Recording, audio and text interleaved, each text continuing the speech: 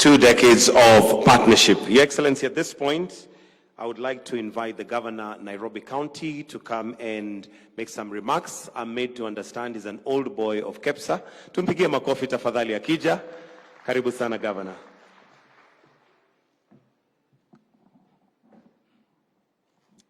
Thank you very much. I'm not an old boy of KEPSA, but I'm a friend of KEPSA over the years. Your Excellency, the President, Waziri, all dignitaries, my colleague, Governor of Kisumu, and the Chairman of KEPSA.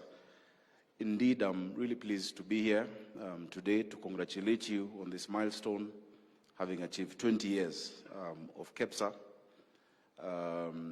It's quite an achievement. KEPSA has been an indelible part of Kenya's history.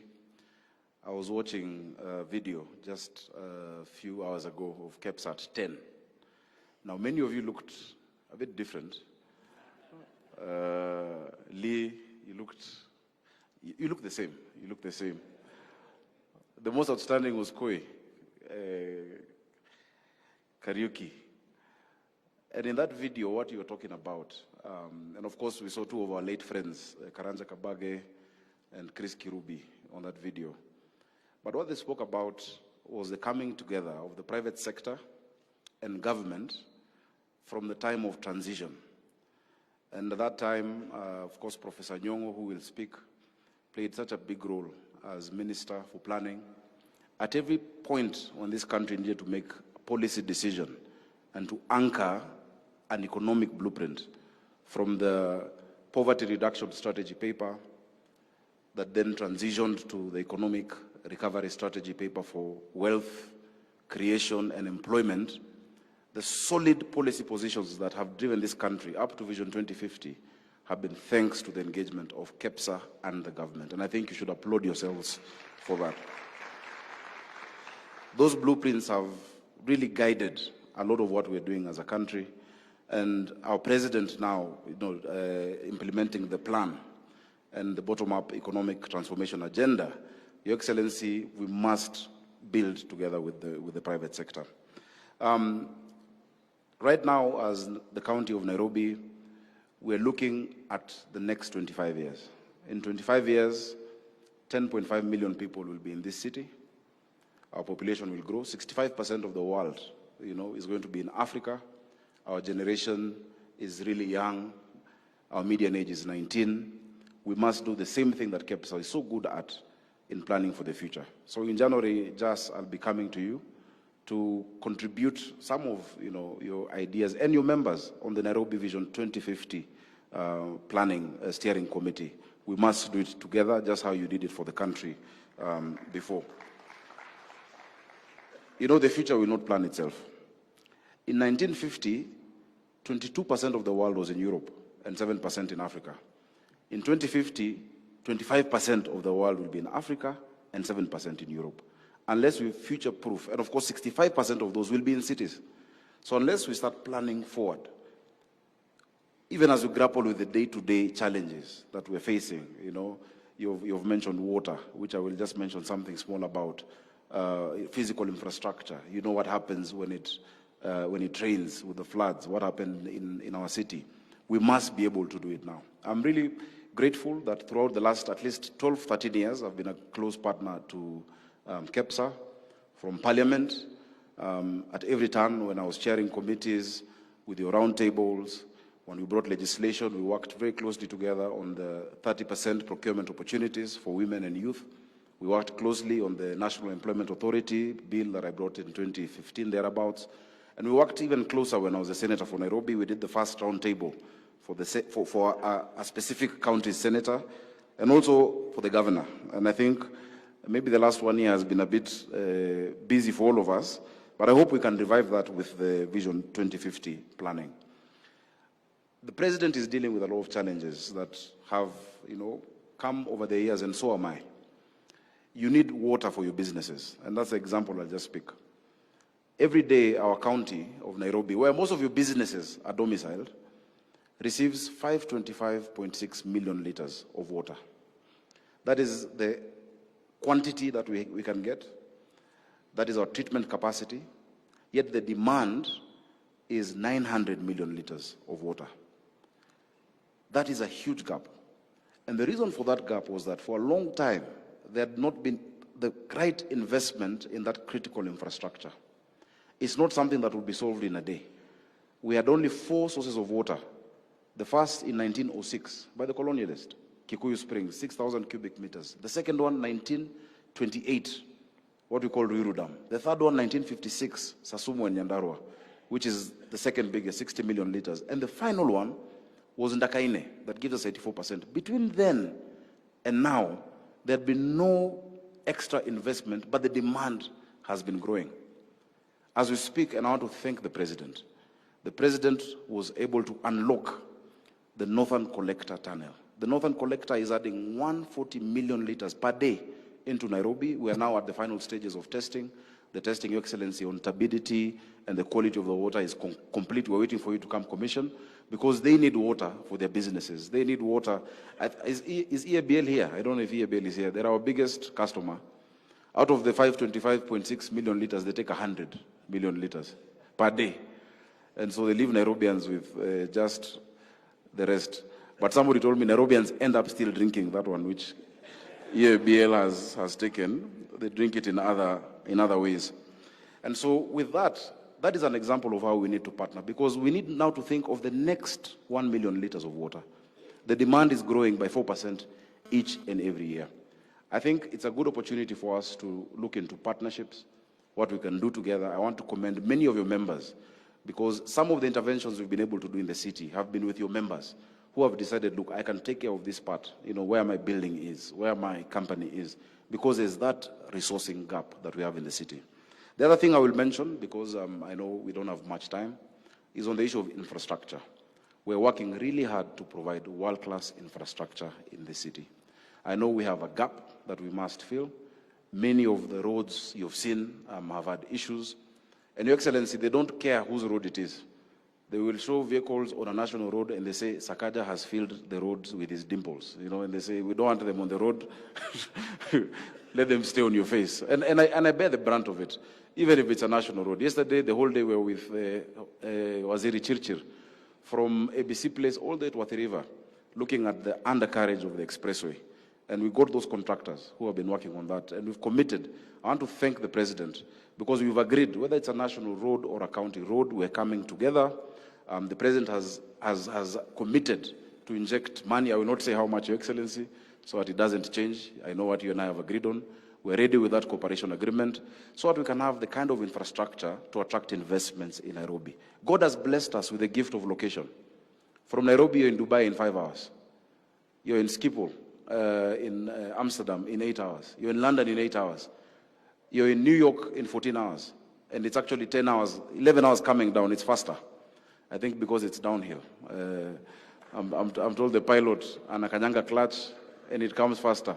But why come in 10 hours or 9 or 8 hours or 5 hours and get stuck in traffic for 4 hours? These are things that we must work on now. The BRT program. We need the private sector to partner with us. Finally, we as a county government have endeavored to make your business easier so that you can spend more time doing your business and not complying, taking too much time in compliance. This January, we launched the Unified Business Permit. Before, you'd have to have 6 permits from the county. Now it is only 1, UBP. We've had some challenges with the, with the system. Sometimes your invoices are not coming out, and we've agreed that we have a help desk between the county and the business community so that those issues are resolved. The second thing we've done is to agree on 1 inspection group. The days when 1 person from City Council comes in the morning to check your business permit, the next day somebody comes to check food and hygiene license, the next day somebody comes to look at your advertising, those days must end. And so what we want to implement is what we've done with our water company, Nairobi Water, where we have a system called Jitambulishe. If somebody comes to read your water meter, you can actually ask them for their identification, dial a short code, and you can tell that they are genuine staff of the county government. There are many imposters out there who are trying to get 5,000, 10,000, but harassing your businesses. So that we're going to launch it early in the year. And we have only 1 inspection team per sub-county. We're going to publish their names in the newspaper so that you know who it is, and they all come together so that we don't harass the businesses. I think what you require is predictability in your business, stability in your business, and of course, an environment that can help you thrive. So I wish you well in your journey. We've had daunting challenges as a country, but you have stood firm. You exemplify the Kenyan spirit of resilience. You know, just that defiance to go against the odds, wake up every day, open your shop, open your business. That truly is a Kenyan spirit that we must really applaud, and we congratulate you for that. One last area of partnership that we're looking into, because I know many of you care not just about your profits, but also about ethics and about the society and the community.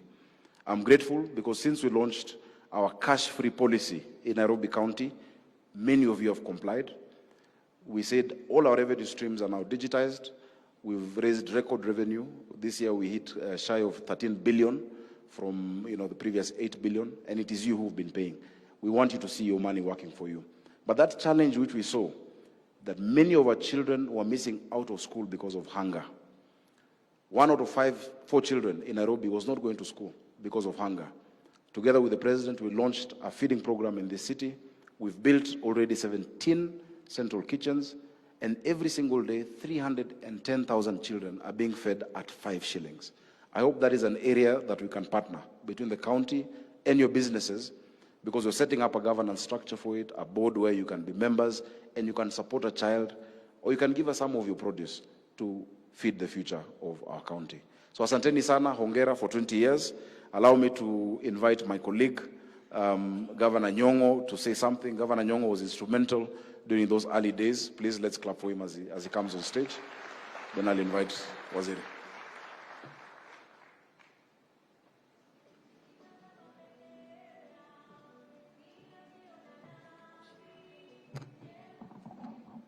Thank you very much, my brother Sakaja, Your Excellency, the President of the Republic of Kenya, William Samoei Ruto, the Chairman of KEPSA, ladies and gentlemen. I stand here with a lot of nostalgia, because when I see Manu Chandaria there, and I see Michael on there, and I think I saw Samuel Mwale. I was just asking about you the other day. I'm glad I've seen you because I need you for something. So, thank you so much. 20 years ago, Mr. President, when I was Minister for Planning and National Development in the NARC government in the Republic of Kenya, NARC has just taken over after many years of struggle and frustration among Kenyans of a government that didn't care about the people. And people were excited in this country. Citizens were arresting the police on the streets for taking bribes. And we were all very excited, and the President Mwai Kibaki, gave me the opportunity to serve this country as Minister for Planning and National Development.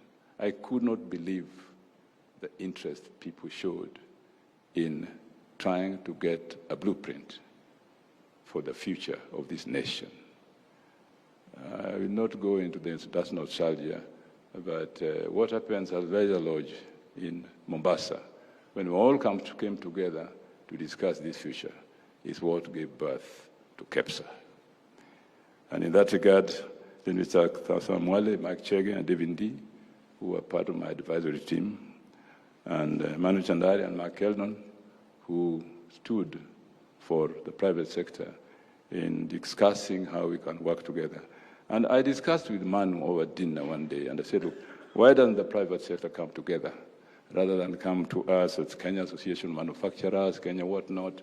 Just come together one body, because we're one government, so that our discussion can become more efficient. The speech I'm going to give today, Your Excellency, is a summary on of this reminiscence that we have as we mark the 20th anniversary of KEPSA. Today, December 2024, KEPSA marks its 20th anniversary. Formed as a Kenyan umbrella organization to bring together local businesses and connect them across the globe, KEPSA has made great strides. KEPSA was formed in 2003 as part of institutional reforms under the National Rainbow Coalition, NARC government, after Kenya had slid systematically into the abyss of underdevelopment and hopelessness in previous years. Premised on the development blueprint of economic recovery strategy for wealth and employment creation, KEPSA came into being to give a voice to the business community at the policy table. NAC recognized that this important constituency would be instrumental and responsible for the recovery by generating wealth to create jobs. By the way, as a parenthesis, civil society almost killed me for talking about creation of wealth and not talking about poverty reduction. So I said, you cannot reduce poverty if you don't create wealth. You cannot create employment if you don't create wealth. So the two are interdependent. So we must think of wealth creation before we think of poverty reduction or employment creation. Today, the vision of creating KEPSA is self-evident. In an economy that registered 7% growth from 2003 to 2007, from a negative 0.2%. This recovery also resulted in Kenya being able to rely entirely on its taxes to meet its recurrent expenditure needs without any appetite for debt. But what has KEPSA itself achieved? In commemorating this milestone, some of its achievements are the following. It has grown its membership to 64 business associations in Africa and 283 corporate members alongside a significant number of small businesses, constituting 90% of its membership that they have helped to innovate and grow. 2, effective public-private dialogues with the presidency, cabinet committees, ministries, judiciary, legislature, county governments, resulting in Kenya's rise from 136th in 2015 to 56th in 2020 in ease of doing business ranking. 3, thought leadership and insights to complex public policy issues through seminal papers, CEO surveys, PPD presentations, and national business agendas. 4, essential partner and instrumental implementer in Kenya's socioeconomic development transformation from least developed country to lower middle-class income country status. 5, influential in the policy formulation and successful implementation of successive national government development strategies from 2003 to 2022, resulting in Africa's most successful public-private partnership for national development. 6, KEPSA's partner organizations are well placed to support business across dozens of sectors from every corner of Kenya, and the growth in membership is a statement to this.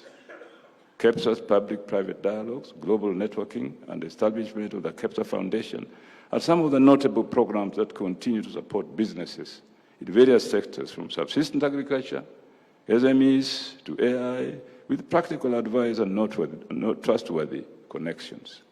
Their unique combination of local knowledge and global reach has meant that many SMEs are beginning to access international markets and grow their business further and faster.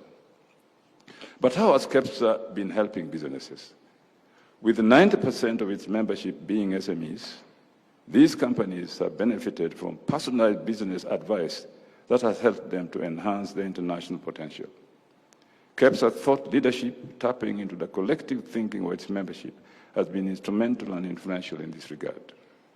Secondly, a significant number of SMEs have made critical growth-oriented international business connections through KEPSA-led initiatives, such as inbound and outbound trade missions and brokerage events.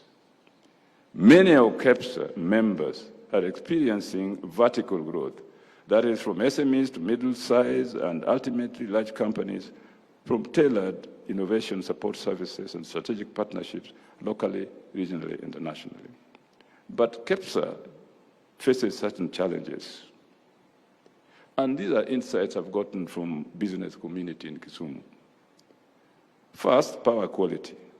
The community experiences frequent power outages that affect production. 2, infrastructure. Roads, Kisumu, Londiani Road project has stalled. North Airport, Sabuni roads are in bad state. Sugar Belt roads are not motorable. There is also the issue of insecurity that as a county government we are very concerned about, and we're working together with the national government through the County Commissioner's Office to deal with this issue. And further, tax and regulatory environment is unpredictable, affecting long-term planning. There is a need to simplify the local tax administration. These challenges from Kisumu are said to be experienced by the Kenyan business community, as they all relate to roles that are the responsibility of the national government. What is KEPSA's future? I will just speculate from the point of view of not being a member, but looking at what you do. Notwithstanding KEPSA's short existence, many companies have benefited from its support. Companies across Kenya and beyond find it a reliable partner with a proven track record in helping them achieve their growth ambitions. Building on this success, KEPSA's overarching goal in the future is to improve Kenya's global competitiveness by continuously improving the business environment. The private-public dialogues, together with thought leadership, will be enhanced in a quest to achieve Kenya's competitive agenda, anchored around one, ensuring that the cost of material inputs for businesses offer competitive advantage to Kenyan companies by reviewing the cost of compliance that take the form of administrative costs, taxes, and regulation. Secondly, efficiency of utilities, water, energy, telecoms, as Sakaja said, in their distribution, consistency and reliability of service provision. Institutional, policy, and regulatory burden significantly increase the cost of service delivery, which the utilities pass on to their clients. And three, supporting high productivity by evaluating and reviewing labor costs compared to East Asia, that is emerging as commanding the global growth market in the next decade by 50% against price increases and political uncertainty in Eastern Europe and the Middle East. And four, trade and logistics that facilitate competitiveness, ensuring that inbound and outbound national transportation networks, roads, railways, ports, airports, marine, and so on, attain cost efficiency by improving facilities for production, e.g. special economic zones, industrial parks, export promotion zones, urban and peri-urban industrial areas, and so on. And finally, ladies and gentlemen, affordable cost of finance to spur business growth, targeting the export market. This will include examining capital and operational expenditure, financing of trade facilities critical in the drive for competitiveness and openness of the market. I do believe that KEPSA will champion the growth of this economy, Kenyan economy as a whole, if indeed, as they have done and as their program shows, and I look at it very carefully, all these initiatives are successful. I thank you very much, Mr. President. Thank you for listening to me. I'm sorry, being partly a professor and a governor, when I got opportunity to speak at a professor, I take too long. Pole.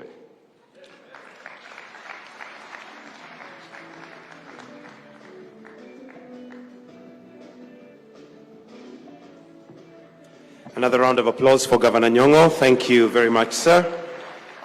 And at this point, Your Excellency, I would like to now call upon the Cabinet Secretary, Ministry of Investment, Trade and Industry, Honorable Salim Mvurya, who will in turn invite His Excellency the President. Karibu sana waziri. Tumpigie makofi tafadhali.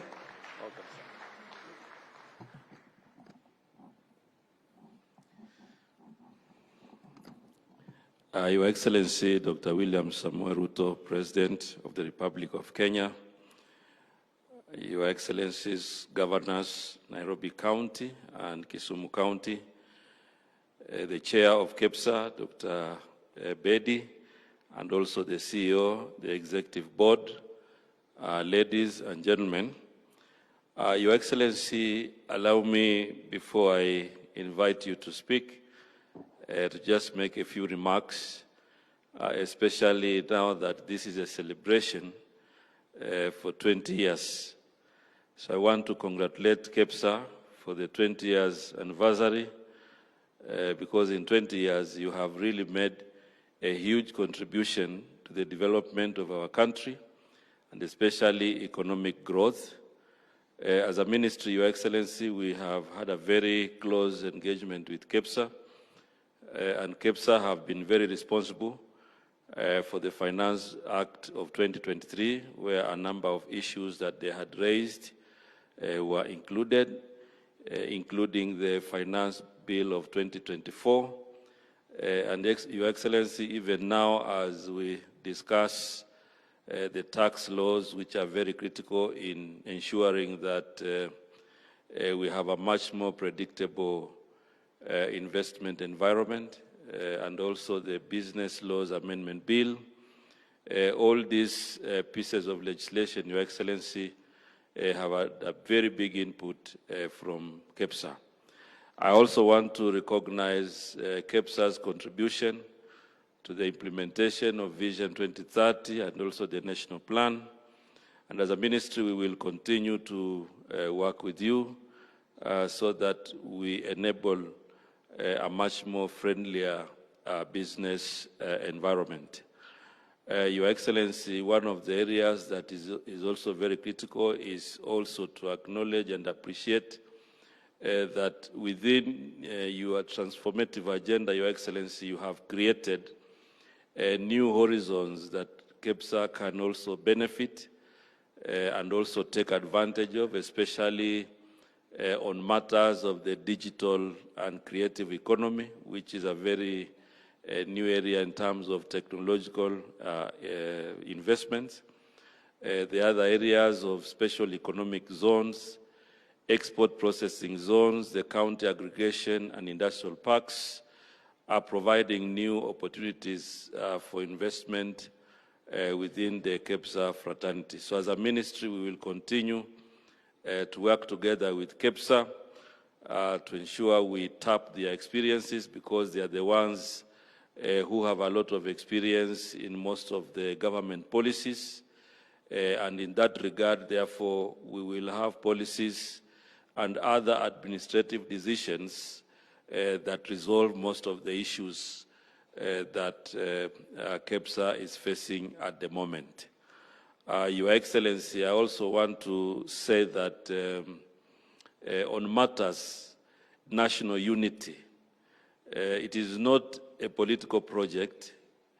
It is an effort by His Excellency to ensure that we also have a sustainable and very stable environment in our country.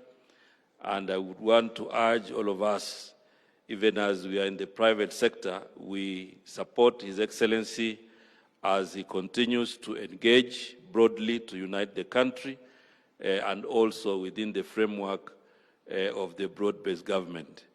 Finally, Your Excellency, we are also working towards ensuring that we narrow the gap between foreign direct investment and also domestic direct investment, so that we can provide opportunities for both investors to enjoy incentives and benefits from our country's policies and legislation. Your Excellency, I want to end there, but just to say congratulations to KEPSA for this achievement. It is not a mean feat. 20 years is a long time. I'm sure you have faced a number of challenges, but again, a lot of opportunities have come into fruition. And going forward, we will work with you to ensure that you continue to realize. Request you to be upstanding as I invite His Excellency the President to make his remarks. Karibu sana, Mheshimiwa Rais, Your Excellency, sir. Thank you. Thank you very much, Minister. Please let's take our seats. Asanteni sana.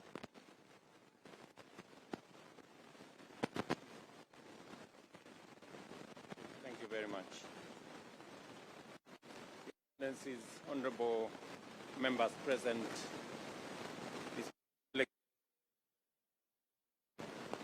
our founding fathers who are here,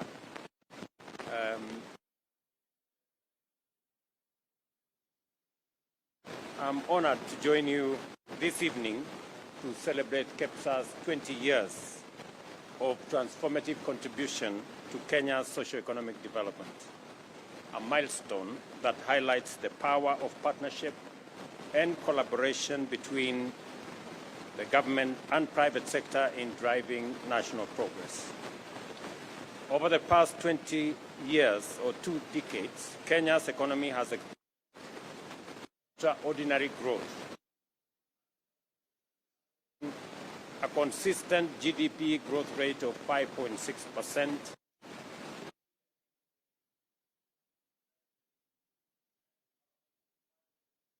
again in 2023.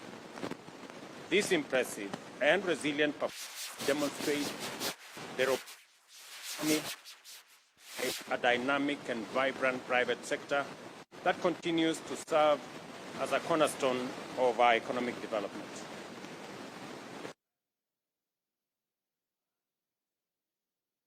Critical areas of our economy, from agriculture, which employs over 40% of Kenyans, the service sector, services drive innovation and growth.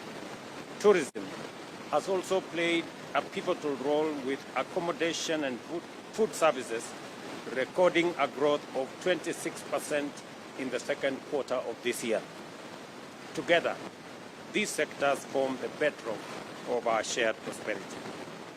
Recognizing the central role of the private sector, the government of Kenya has prioritized creating a conducive environment for business through initiatives that are being undertaken by my friend Salim Vuria and the State Department's charge.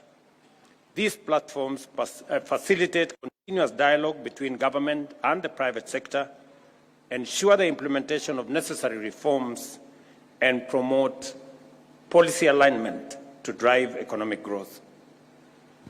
I have had occasion to engage KEPSA in roundtables, I think 3 times, and it has been a very informative conversation. I have also asked the ministry responsible for this space to have continuous engagement, especially when we are formulating policy positions, when we are looking at what areas that we need to intervene. And I'm very happy that that conversation is ongoing. We just need to scale it up. Our collaboration has already yielded significant outcomes, including the introduction of incentives for manufacturing, e-mobility, and special economic zones. These measures, alongside streamlined tax refund mechanisms, have boosted investor confidence and enhanced Kenya's global competitiveness. You all remember when we had this conversation about tax refunds. And we made the decision that because we were having a monster of a problem that seems to be non-ending, we took the policy decision and passed it in Parliament that if KRA owes your business and in 6 months they are unable to pay you, the next time you're supposed to pay KRA, deduct the money that they are supposed to pay you before you pay your taxes. That way, we make sure that we have a win-win arrangement, that if KRA delays in paying your refunds, there is no justification for you to pay the next until you get your refunds. So you net off, and I think it's managed to improve things on both sides. I think KRA are now much more forthcoming whenever they are processing those refunds. These measures, alongside streamlined tax mechanisms, have boosted investor confidence and enhanced our competitiveness. On the macroeconomic front, deliberate policy interventions have stabilized the Kenya shilling, leading to a 20% appreciation from Kenya shillings 162 to the dollar in February 2024 to Kenya shillings 129 today. Inflation has fallen to a 17-year low, declining from 9.6 in September 2022 to 2.8 this month. Additionally, foreign exchange reserves have surged to US $9.5 billion, ensuring robust import cover, and strengthening our financial markets. You all remember 2 years ago we had a big challenge. In fact, the first group that I met were the oil marketers. And the oil marketers were really in trouble because we spend close to $500 million every month to service our oil products imports.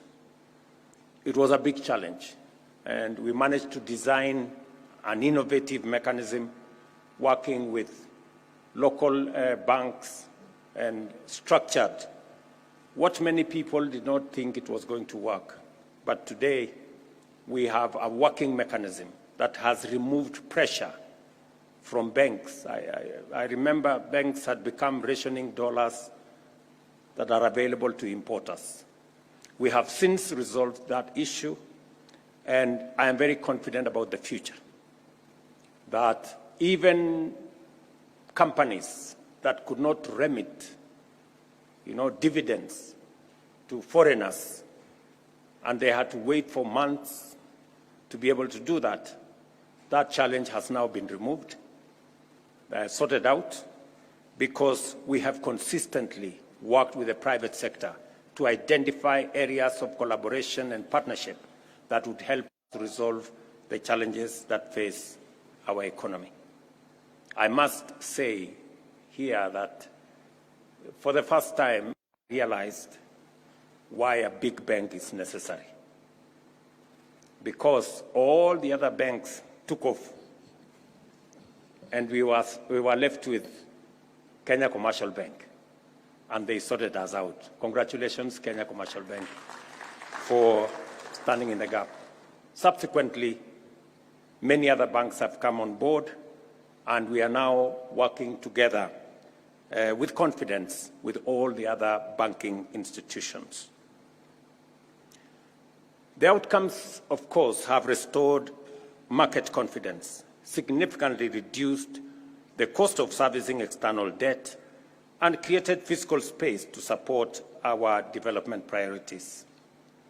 The Government of Kenya remains unwavering in its commitment to leverage public-private partnership to fund and deliver major infrastructure projects across Kenya. World-class infrastructure is the foundation of economic growth, job creation, poverty alleviation, and regional integration. From successful collaborations such as the Nairobi Expressway, the County Aggregation and Industrial Parks, and the Lapsset Corridor, we have demonstrated how PPPs can mobilize private capital and expertise while reducing the fiscal burden on the government. Moving forward, we are expanding this model to critical sectors, including transport, energy, water, and affordable housing, to ensure sustainable and efficient delivery of projects that transparently and efficiently meet the needs of our people. Let me say this, that private-public partnership is the way to the future. We are currently in consultation on how to deliver universal health coverage.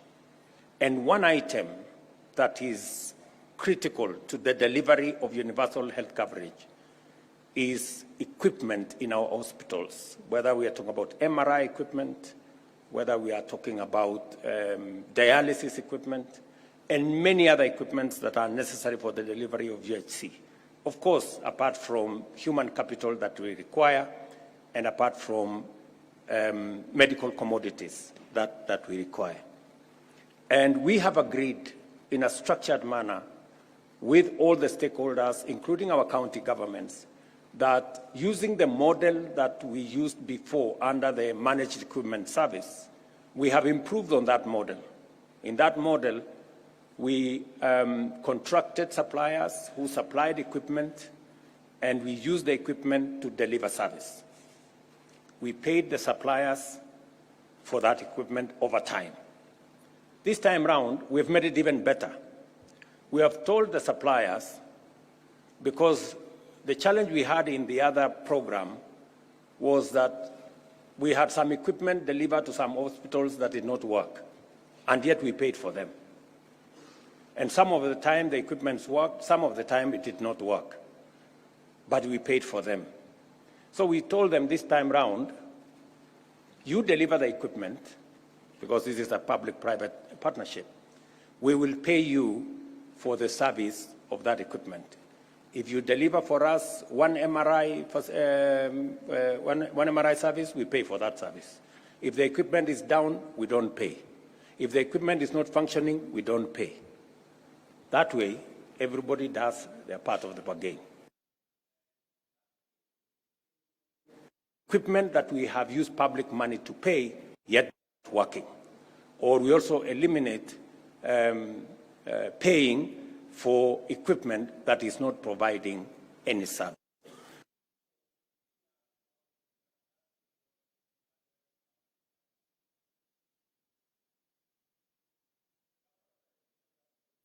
That you can fly from Dubai 5 hours, but you can also spend 3 hours. But thanks to the expressway,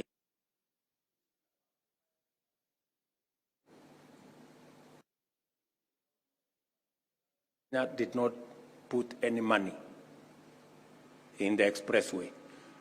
It was built by the private sector. We gave them a long-term lease of 27 years.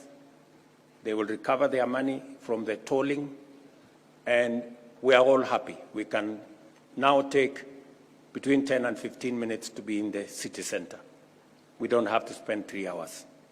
I guess it works for everybody. It works for the private sector, it works for the public sector, it works for all of us who use that facility. And that is how the future is going to look like, because it provides us a win-win arrangement. Unless the private sector represented here don't see the opportunity. When we talk about the private sector, and when we talk about PPP, they must not necessarily be foreign, and they must not necessarily be white. Yeah? So you should put yourselves together and deliver some of these projects locally. We have sufficient financial muscle among some of you who can help us deliver some of these projects. Let me give you another example. The governor of Nairobi again has said ably how we are going to give him 140 million liters every day beginning shortly, because we have just completed the project, the Northern Collector. But he didn't tell you the difference this time round. I have told him that we are not going to give him the water for free. He is used to free water, this man. You know? And you know, the irony of this whole thing is that as national government, we invest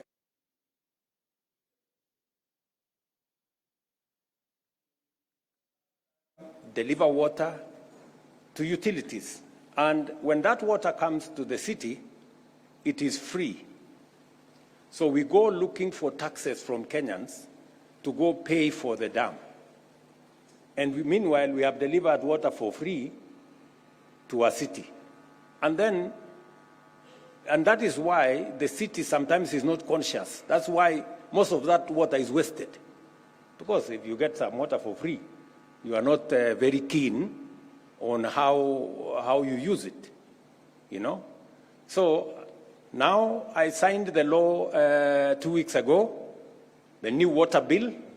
We're now going to have a bulk water. We're going to sell him water at a fraction of what he is selling to the public. And we are going to invest that money in putting up a new dam for him so that we can meet the gap that he has said. He said he needs 900 million, and that is growing. He now, even if we give him 140 million liters, we still have a gap of almost 250. That way, we make the whole cycle sustainable. And because there is no free lunch anywhere in the world, I guess there is no free water anywhere in the world. And if there was, the county would be delivering free water to citizens, but they are not. So again, we have to build sustainability into this. And I want to invite again the private sector, because now we have a revenue stream. You can invest in water, and we can pay you for the construction of a dam, because we have now a revenue stream. So these are some of the areas we are building on sustainability to make sure that we can achieve the aspirations that we have in a sustainable way by working together in that manner. So the private sector has a very big role to play going forward. Whether it is in delivery of our electricity, all of you know that today, it is the private sector that invests in our electricity.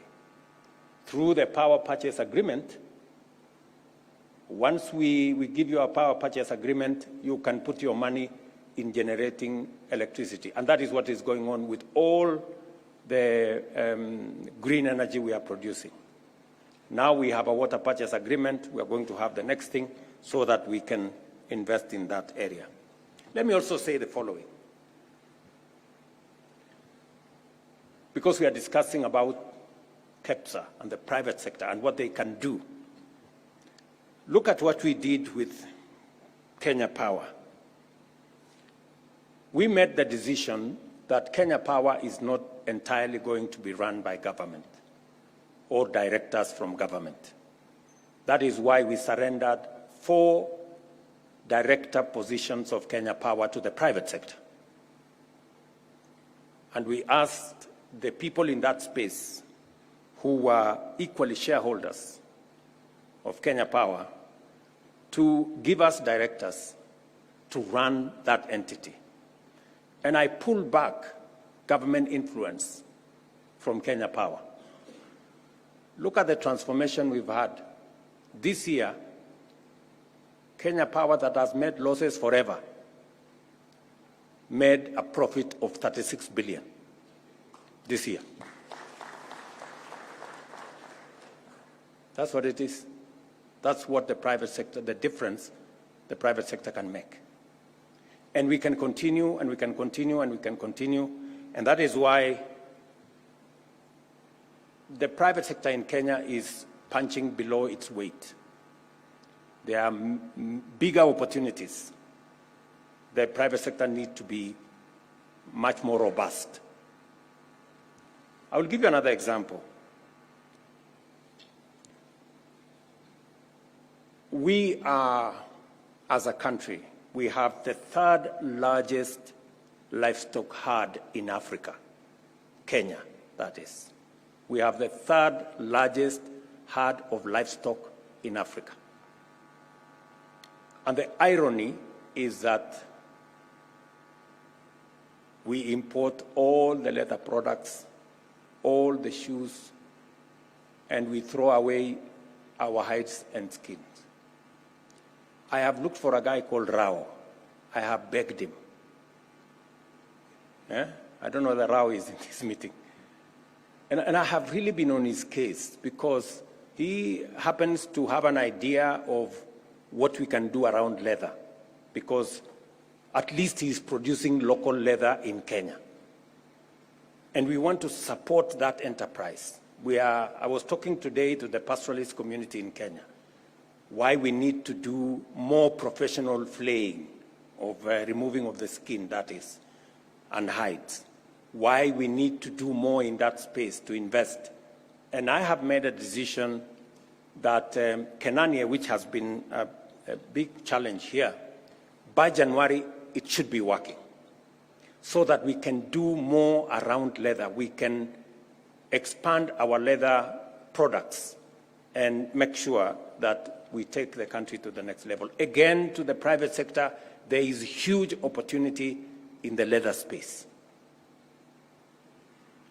And I wish